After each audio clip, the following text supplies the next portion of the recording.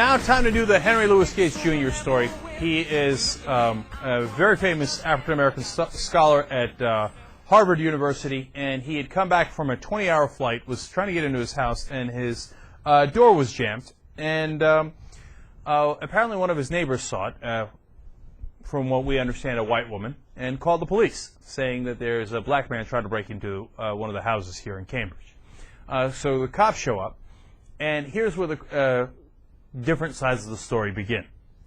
Cops say that he was verbally abusive to them, and that he accused them of being racist, yelled at them, and that when they asked for ID, he wouldn't give his ID. And so they arrested him, they handcuffed him, they took his mug shots, they put him in jail for 4 hours, and then finally let him out. Okay. He says, I had a bronchial infection, I wasn't yelling at anybody. I certainly didn't call him a racist, and disputes the version of the story about the ID, saying he did give his ID.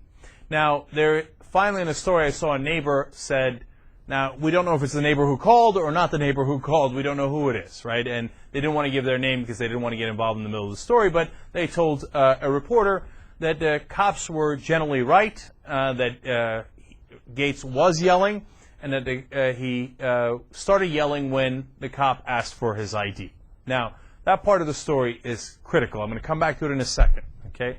So what's been the fallout?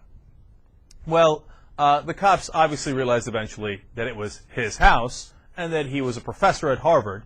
And, of course, he's African-American, and he is an African-American scholar. Now, he's also half white, and he says, look, I don't go around calling white people racist. I'm half white. I was married to a white woman for several decades. My children are partly white.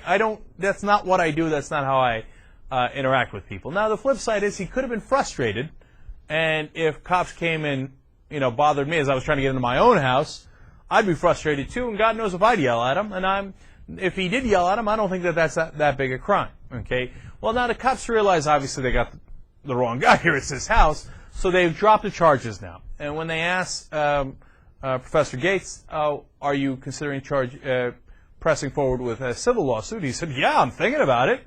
He said, why shouldn't I think about it?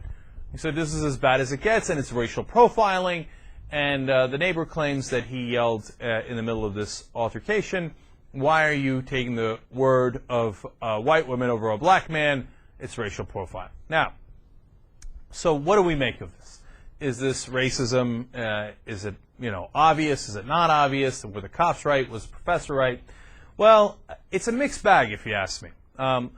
Number one, I think the most important thing is when the cop asked for ID, did Gates give it over? And we have conflicting stories on that, so it's really hard to judge, right? Because the cop showing up, is it a little bit, I don't want to say it's racist, right? Is it a racial issue? In some ways, yes, okay? You have to conclude yes. Why? If it was a little old white lady, would you think that someone was busting, would the neighbor have thought someone was busting into the house? Or would they think, oh, I wonder if she's having trouble with her door, let me go help her? Now, seriously, think about it for a second. And, give your real thoughts on that. My sense is that they wouldn't have, right? And that they wouldn't have called the police on a little old white lady. Now, is it relevant that in my scenario she's a little old lady? Maybe, but then on the other hand, Professor Gates is fairly old. It's not like he's a 25-year-old guy, which would be more likely to be breaking into a house. Black, white, Asian, doesn't matter, right? So those are factors. But here's the thing. If and I've been in this situation, if I'm standing in front of my house and I forgot the keys and I'm trying to find a way to get back into the house, and I remember this happened to me when I was younger with my parents' house in New Jersey. I kept looking around to see if the cops were going to show up. And I thought, what am I going to tell the cops if they come here? Because how do they know I live in the house?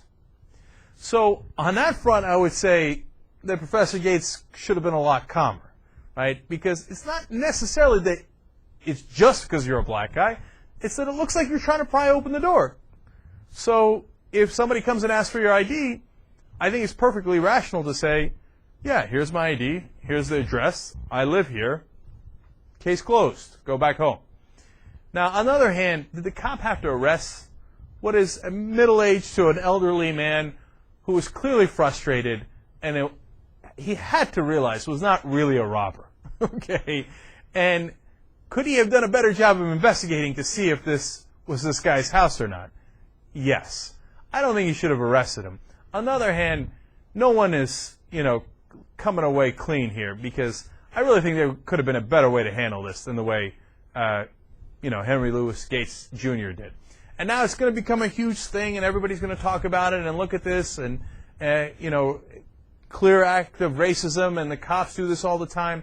And yes, like I said earlier, there is a component of that. But I think if you paint it as just that, I think you're giving the wrong impression. Now, Chair, do you take away a different perspective on this, or are you generally with me? I've tried to not, with stuff like this, it's hard to have a direct judgment because you don't know what happened in this particular situation. As we know, we were talking about how we read through all these stories, but they're all conflicting. It's one word against another, and I don't know, dude. I already have biases just because there's a track record for this, and maybe not necessarily for this particular officer or this particular police department, but in this area, yes. I read things about that. I'm not from Cambridge. I never lived in Boston area. Right. So, but I hear that's a racially charged area where stuff like this happens. So that's a factor. And to be fair to Professor Gates, when he moved into a house in the suburbs in Lexington, he said, look, this is how careful I am with this stuff.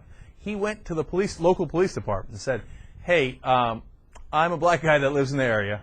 I drive this Mercedes. Please don't stop me. Okay? And that's my house. So here's a guy who, cares to do, and he's like, I wish I had done that with the Cambridge Police Department, and it comes back to bite you.